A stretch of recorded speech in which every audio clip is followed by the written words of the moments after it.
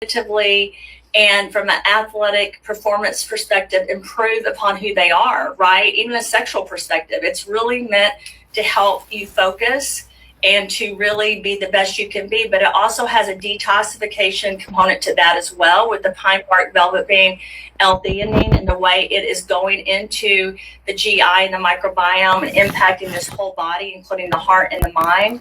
That was my focus when I was creating that, along with Restore. And I just did a talk on this by using microencapsulations and by using pure formulations and then cleaning them out to try to get rid of the GMOs, to try to get rid of the toxins from the environment.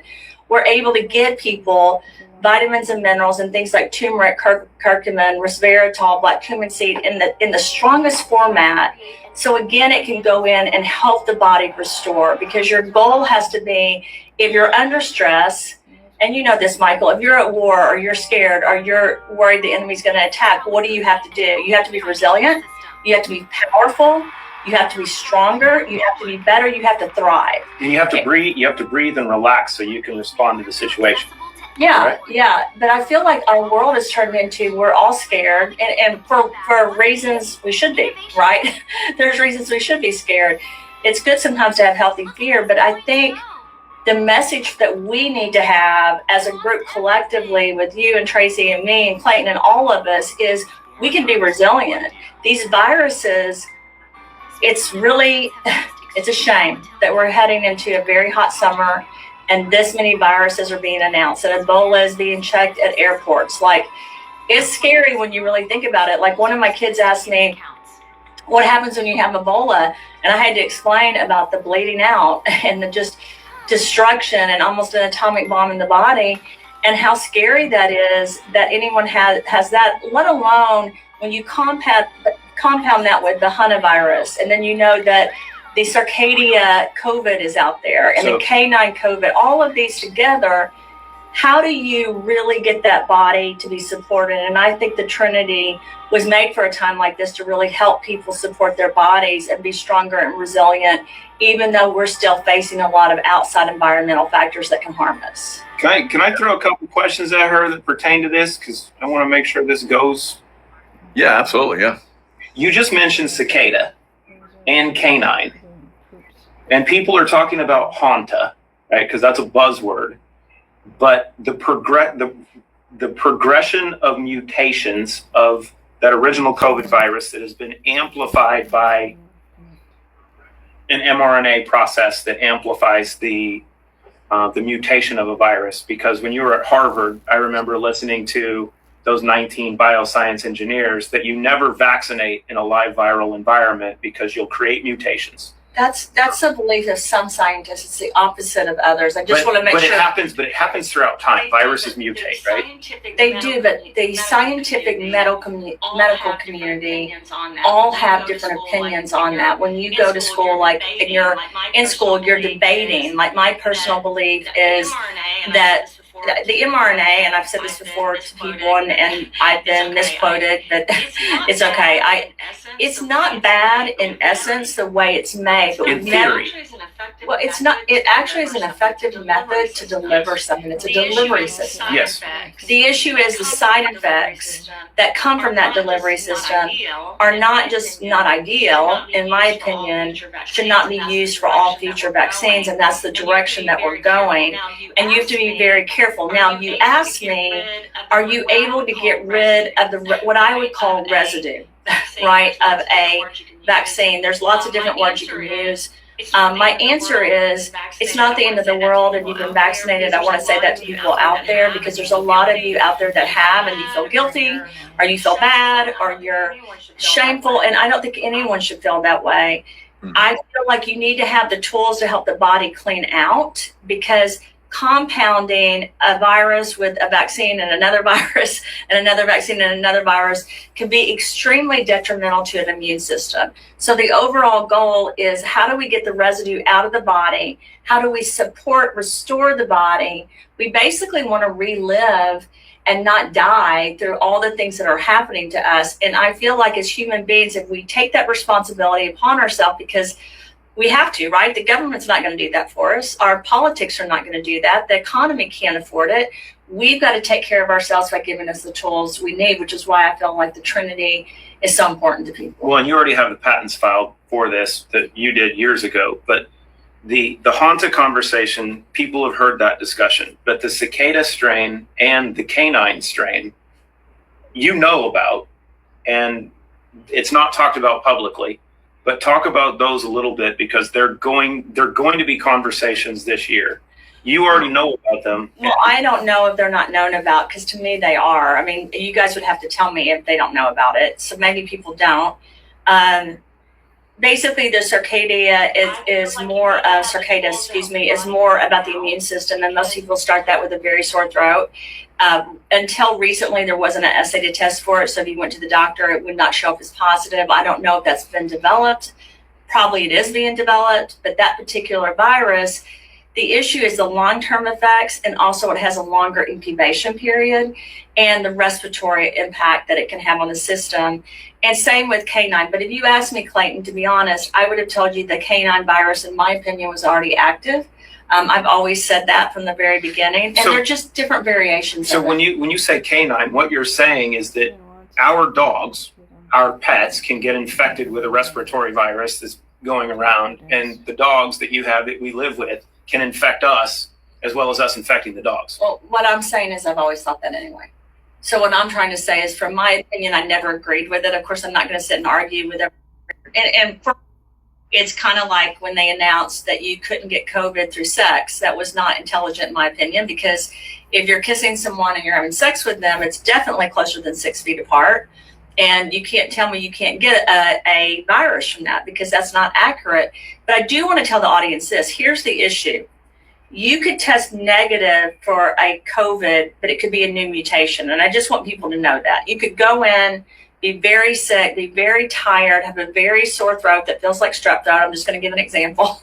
Not feel good, have problems breathing, go in, and the doctors may say, we tested you for COVID, it's negative.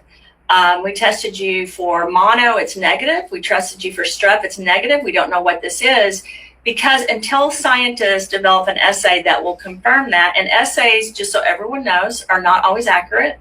So even if you have an accurate, what they term as an accurate assay test, you wouldn't necessarily know that you have this. And just so the audience understands, if you've had COVID and you think you can be around another person with COVID, or that hasn't been diagnosed because you've already been sick, just know you can cross-contaminate. All the mutations are different. You can have more than one mutation at the same time, just like you can do a vaccine for COVID and then get COVID a week later. And that's the problem. It's the compounding of viruses that worries me, because you don't want to have 2 or 3 at the same time. The great thing about the human body is we are naturally made, when we have certain viruses, our bodies don't like to accept another virus, if that makes sense. Like, we really try to preserve our immune system and our body so that doesn't happen. However, when you reach a tipping point where the land, air, and water, people, animals have been toxic, and then you have EMFs, and you have chemtrails, and you have 5G, and you're on your phones, and you're being exposed constantly to radiation, your body's weakened, and then that's the time that things like this can happen. So that's why people really need to care about their own bodies, take care of their own self, and staying inside in a house to protect yourself does not work, because some of these new viruses we know can come in even when you walk in with mud on your feet. And that's true. If you guys want to take the time to look it up, you can. You could walk in, you were outside in the dirt, and you brought it in, and that's something people don't think about a lot.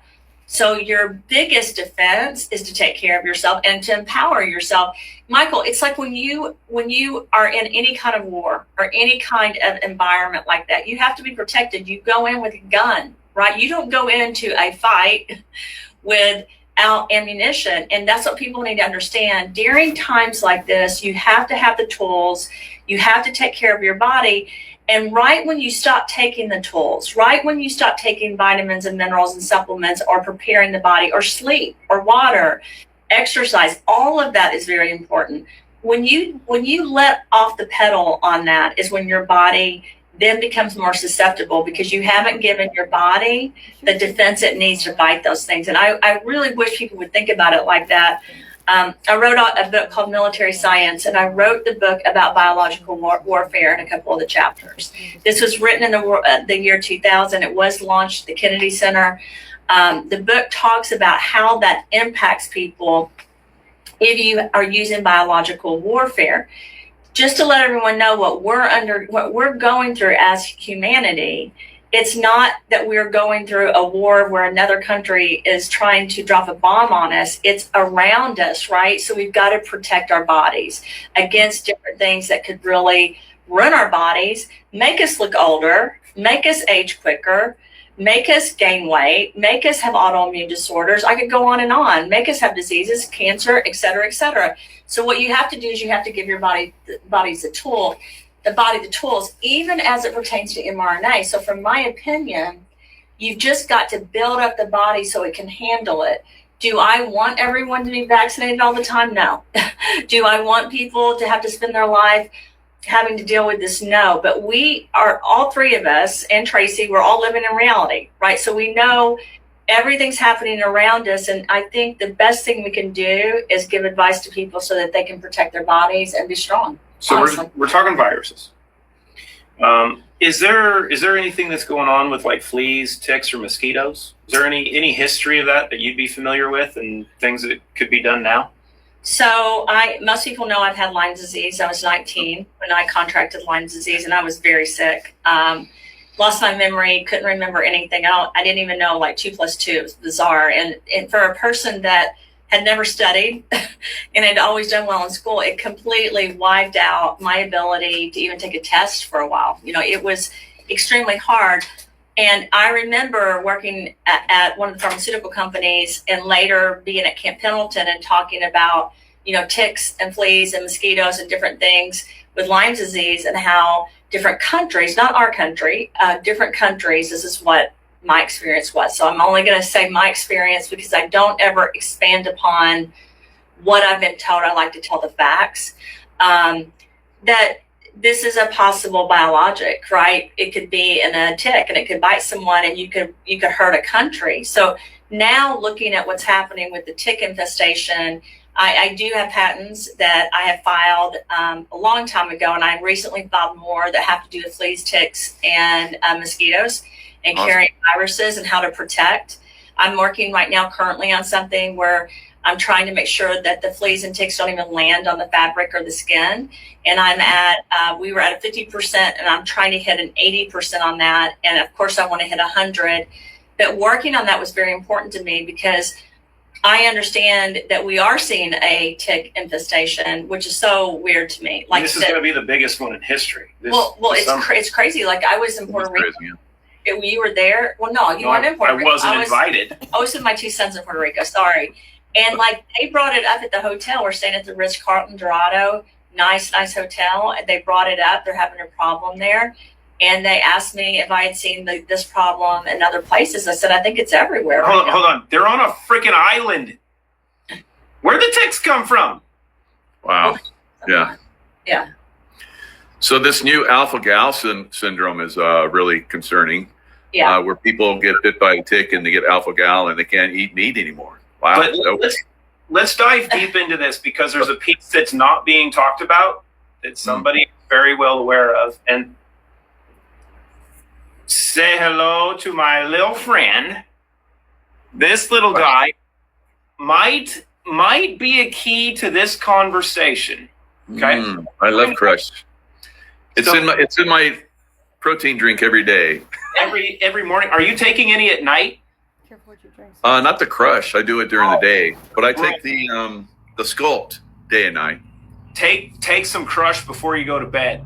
Okay. Because when you look at regeneration and everything, when the body regenerates while you're sleeping. It does. It regenerates while you sleep. It actually regenerates. Good to know.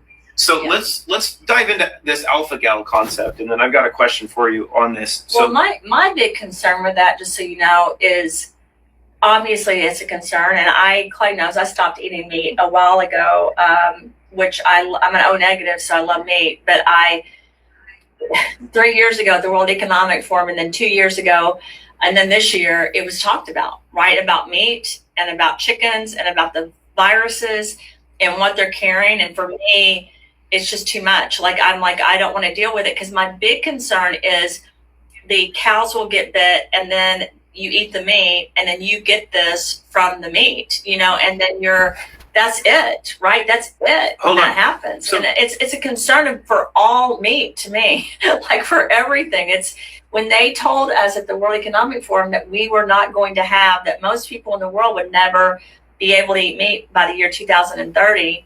And they actually said between 2027 and 2030. And of course, that's not a known fact, that's a prediction. But I listen to stuff like that, because to me, if you're in one of the most influential areas with the wealthiest and most important people in the world, you better pay attention. Even if you don't agree with what's being said, you better pay attention, right? And so for me, this is a major problem, Michael, and I really worry about it. And one of the things that has to happen, I know he pointed to Crush, you really have to get this immune system in place to fight it, because one of the things people don't realize is you can be approached by a virus and beat it. And I'm saying that because I feel like we have the mentality right now that you get something and you can't get rid of it. But the truth is, our bodies are honestly machines. I mean, we have got to figure out and unlock how we thrive and how we're stronger than any of this, because that is a concern of mine, Michael. That's just another virus. Like when I read the data on the bird flu, the swine flu, and how even we have a farm, like walking into the barn, you can bring it into your house, the dogs, the cats, like all of that. It's overwhelming to realize we're going into summer. And these are the discussions that you're hearing, that you're seeing. And the hantavirus to me is not just, it is a big deal to me. When you act like it isn't, Clay, it has a very high rate of destruction. So for me, it's a concern. But It's a major you concern. already have the patents filed. It's patent number 31. When you go on the site, which you'll have a link for, and you go under the science section and you go down to patent number 31, you already have the patent filed for the mechanisms to address viral respiratory diseases that was based on the data going back to 2020 and 2021. Yeah, I filed patents on it. So Yeah. talk about that, because the patents that you have filed on the website aren't pertaining to theory.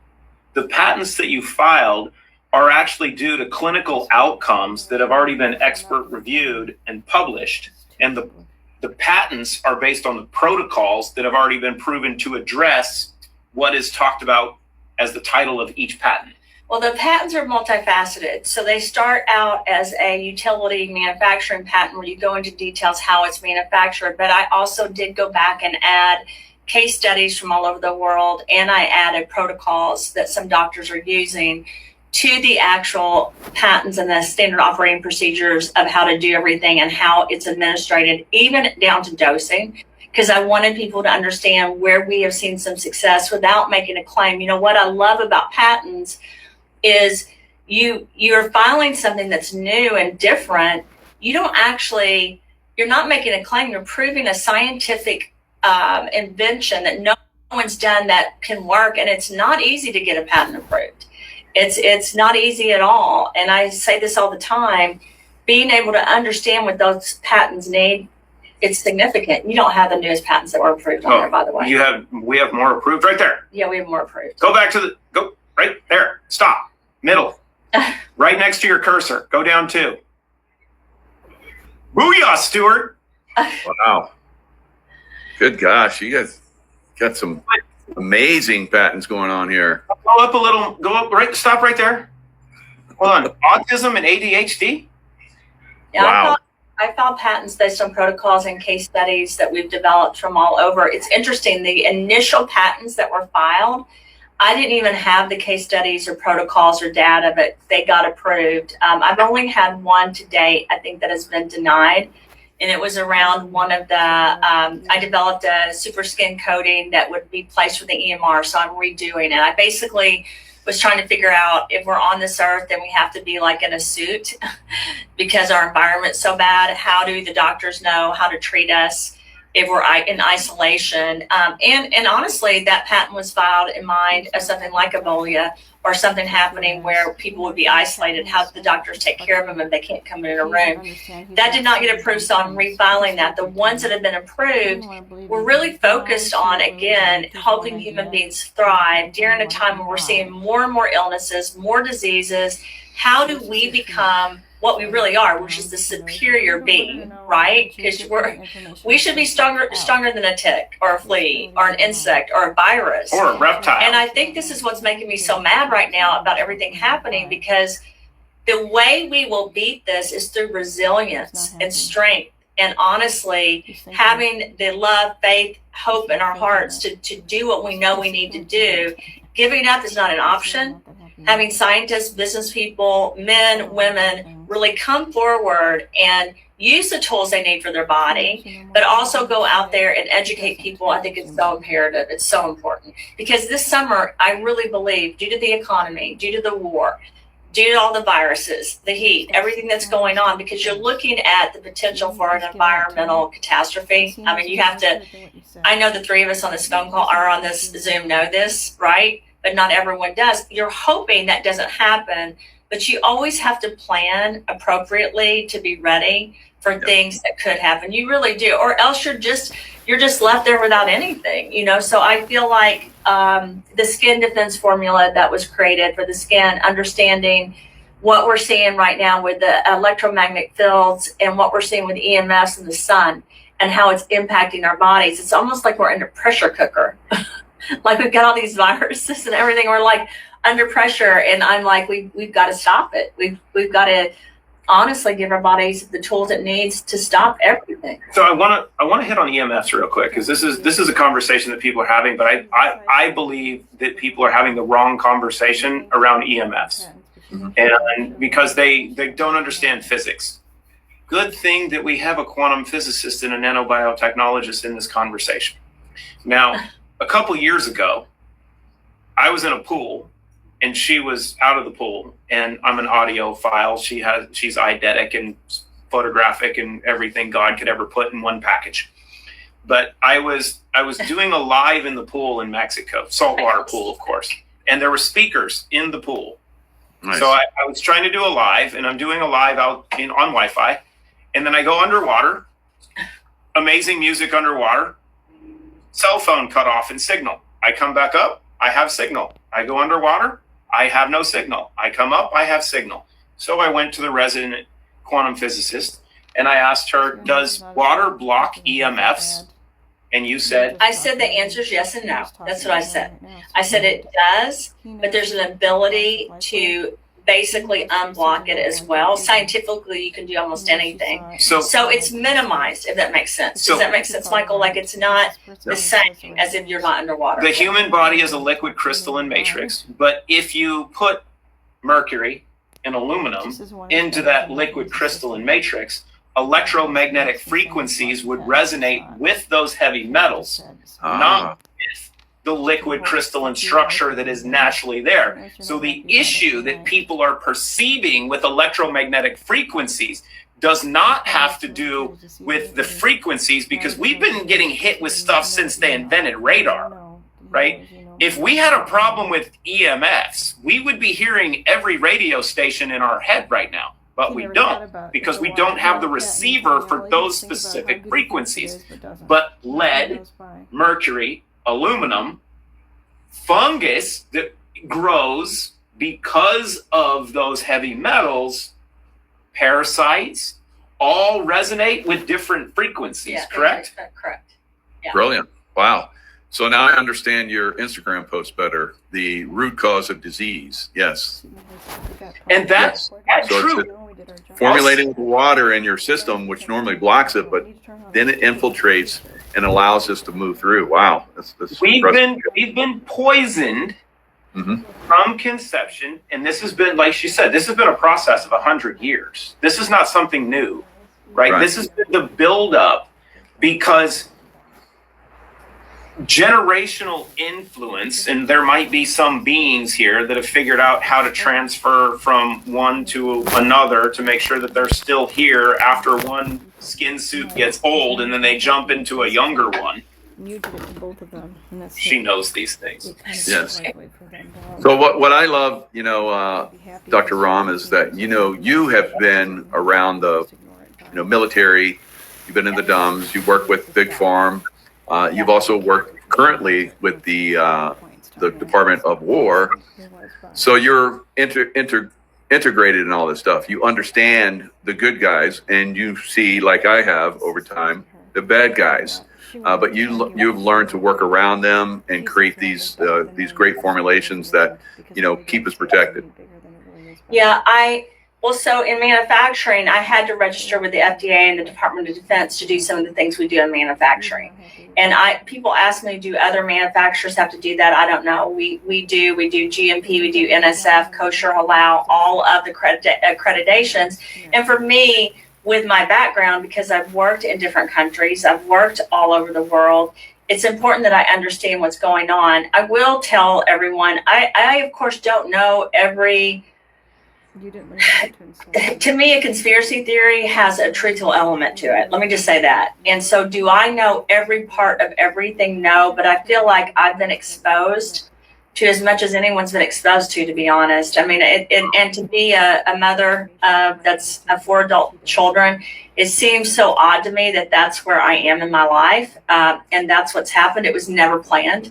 It was a sequence of events where I was around a lot of different projects, a lot of different things. And then I do think as the patents have gotten approved, more and more governments have reached out to me to come to meetings or to speak at G20 conferences or different things that have to do with their particular discussion matter, which it's hard because I'm not a politician. I'm not someone that works directly with our government, even though I'm around it all the time. But it's hard, but it's also good because I'm exposed to everything, a little bit of everything, if that makes sense, where I see things. And then historically, it's like reading a book. I was in Lebanon when Syria bombed Lebanon. I mean, I've been involved in so many different things that I look back and think, how in the heck did that happen? And it just happened. And I think there's a reason. I think it's because, like you, Michael, and like Clayton and like Tracy, I'm supposed to do things that are really helpful to humanity, and sometimes not easy to do, but they need to be done.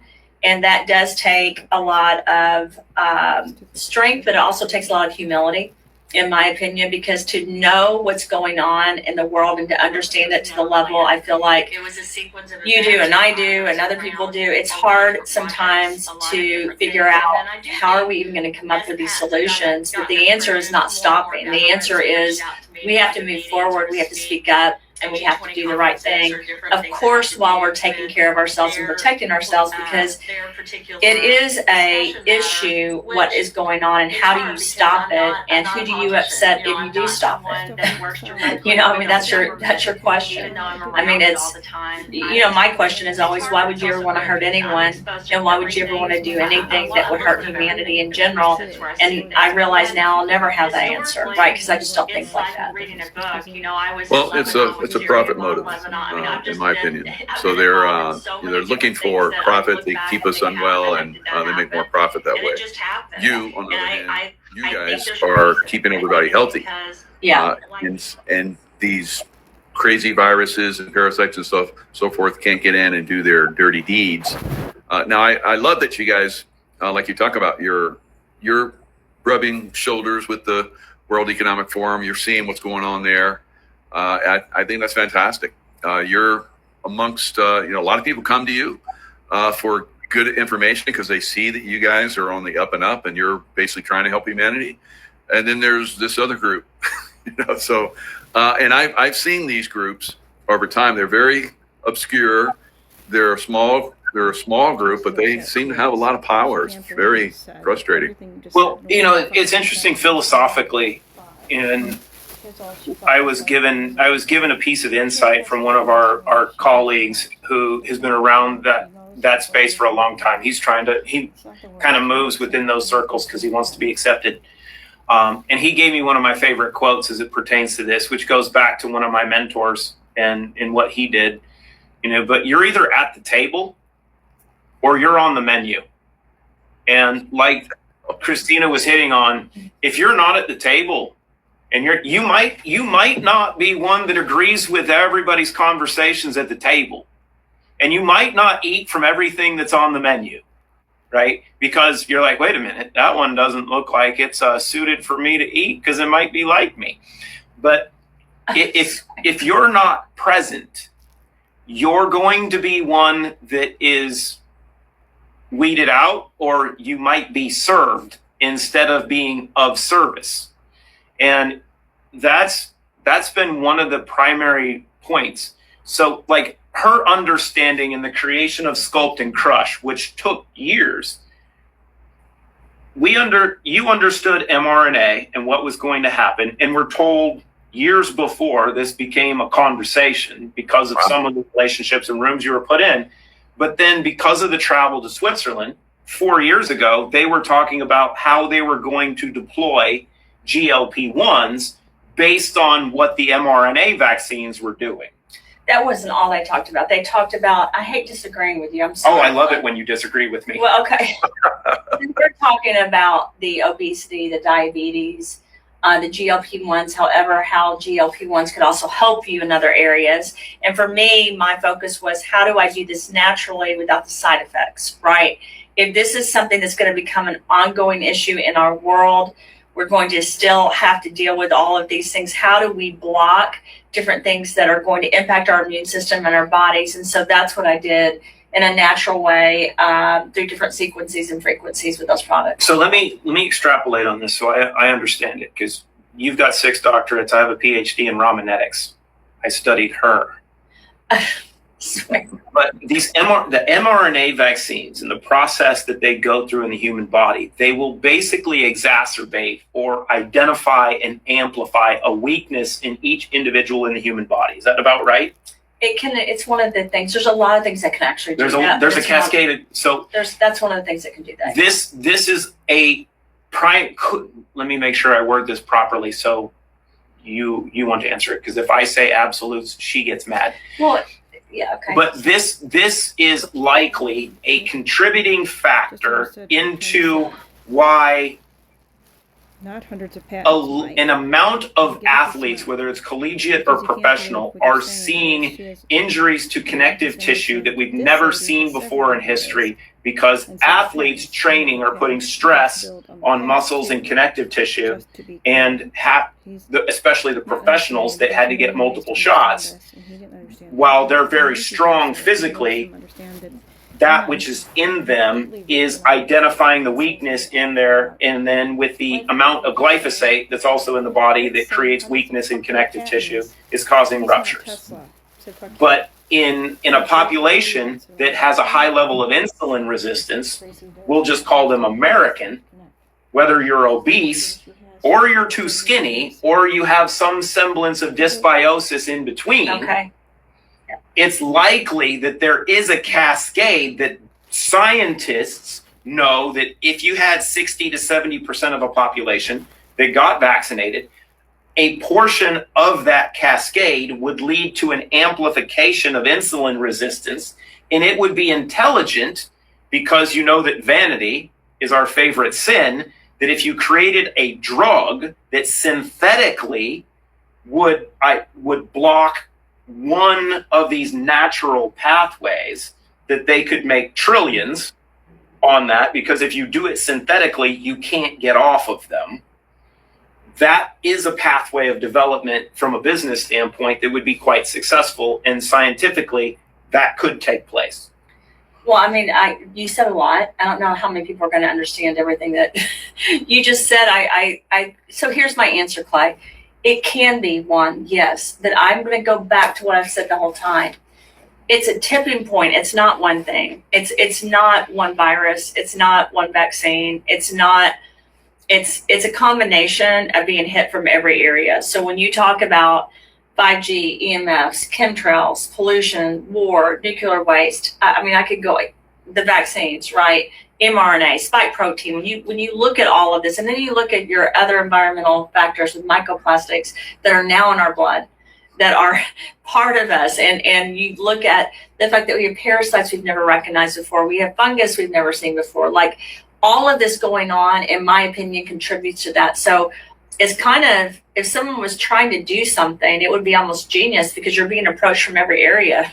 It's like, which one is it? There's so many of them that your main goal has got to be to clean out your body and to get rid of all of that trash, including any kind of energetic field or anything in the body that is making you sick. Because I really believe it's almost like we're and whether you want to say it's because of the spike proteins, or you want to say it's because of mRNA, or you want to say it's because of pollution or phones or whatever, it's like we have antennas on our heads. And anyone that doesn't get that, it's kind of shocking to me because it's like, look, walking around and we have been primed to be getting things.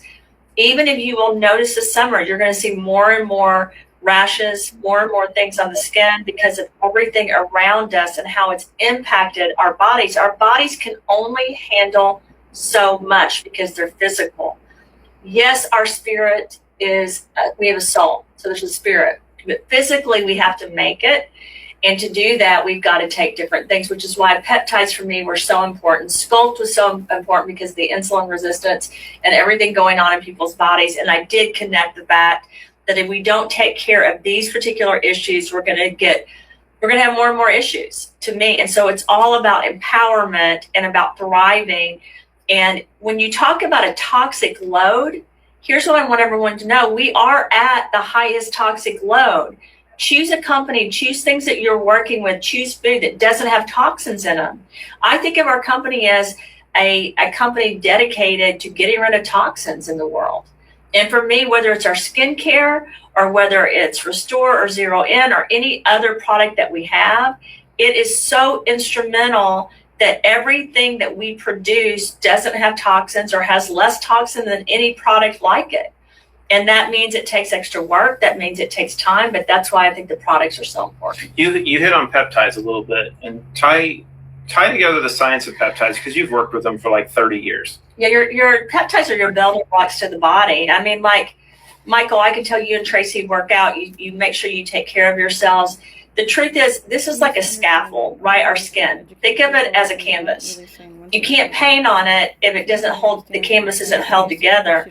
And your peptides hold even the skin and your body together. You can't produce collagen and colostrum. If you use a collagen on the skin, guess what, guys? Nothing's going to happen. When you go and buy a collagen moisturizer, if you don't have peptides for them to hang on to, and for your body to be stronger, which are the building blocks to your body, then you can't hold on to those good nutrients, those good vitamins. You can't hold on to the immune system having the power it needs.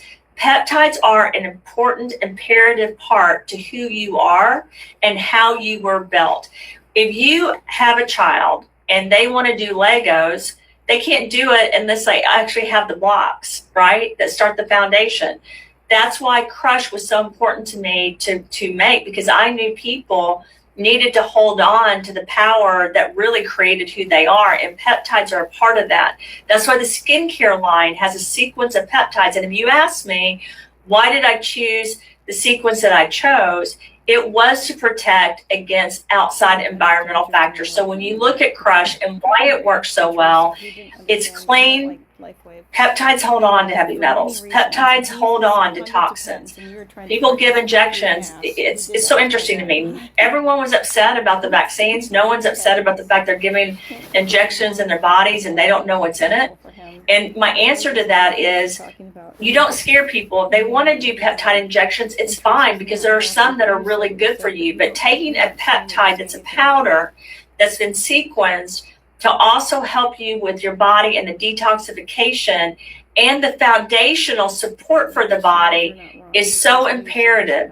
This product is approved in over 90 countries, and now we're going into 180. And to get all of that approved is not that easy. So it was a definite strategic pathway that I wanted this to be a long-term product and not something that would be pulled from the shelf. So peptides are basically a sequence of essential amino acids. Yes. that are done to signal specific things. And these things are supposed to be done biologically. Yeah, and you do understand that our peptides are different than an injection.